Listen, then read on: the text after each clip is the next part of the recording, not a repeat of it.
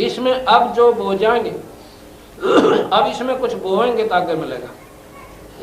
आप देखते हो एक आदमी का कोठी लगी बनी हुई है और दो कार खड़ी, तो न्यों कहेंगे भाई घने बढ़िया कर्म कर रहा है। और एक आदमी की दोनों टांग कट रही और ऊपर ते सर फूट जा पड़ कर, न्यों कहें भाई तो घने खोटे। और आप पे क्या आकर स्वयं क्या भाई मैं तो घने माड़े कर्मा का प्राणी कि घने खोटे कर्म बने मेरे से। अब वो समय कब आओगा जब वो खोटे बढ़िया बड़े थे? वो कौन सा समय था? वो कभी मनुष्य शरीर था और उसमें आपने कुछ शुभ और अशुभ किए थे और जिसका परमात्मा ने ईब आपको ज्यों का त्यों भुगतान किया। अब समय है मनुष्य शरीर ईब गफलत करने लाग रहे, अपनी खाई रोटी और पिया हुक्का और बेचाली ताशा की मंडली, 4 जने खेलें और 24 किल की मारा चौकर तो खड़े होगा और कुछ लेना ना देना, सांझ न पल्ला झाड़ के जो के तो समय बर्बाद करके। अगर थोड़ा सा भी सोधी आ जाए ना, सत्संग मानते हैं, वो समय है उन भक्तों का जो खाली समय है।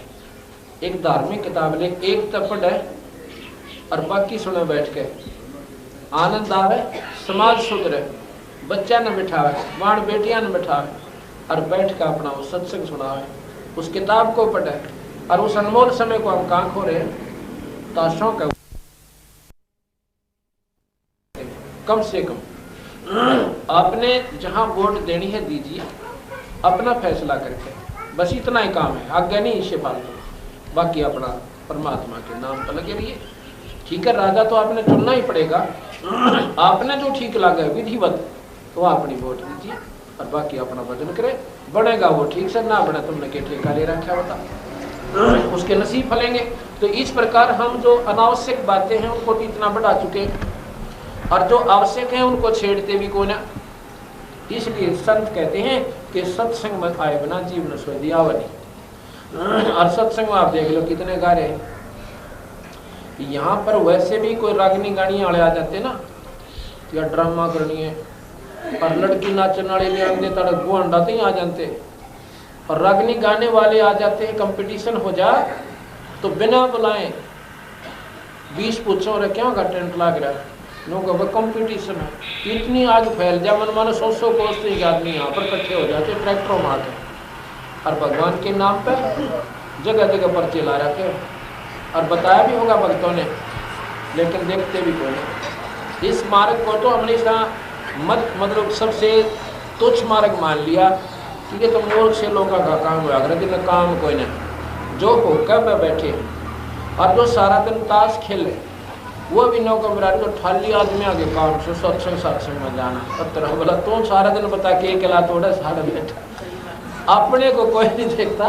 पर भक्ति मार्ग में जरूर नहीं कह देंगे तो फालतू आदमी का काम सब भाई फालतू सी लुगाई जाकर सत्संग में पत्र बोला।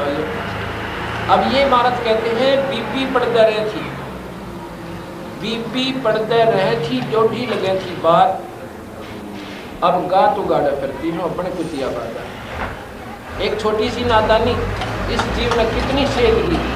वो राजा की रानी जब काजू के हलवे उठे छोड़ा करती थी और दिन में 3-3 बार सूट बदला करती, श्रृंगार करा करती और 36 बांधी हुआ करती उसकी केला उठना, हर सुविधा देने वाली, खाट बिछाने की नारी, कपड़े धोने की नारी, उसको ठाठा वस्त्र दे हुआ नारी और झाड़ू दे हुआ नारी, काम का हाथ भी नहीं लाना था, रोटी को हुआ नारी। और उसने अपना वो पीछे करया हुआ खजाना पीछे जन्म का वह कमाई और कति गोलियां तरह दे देकर खा ली।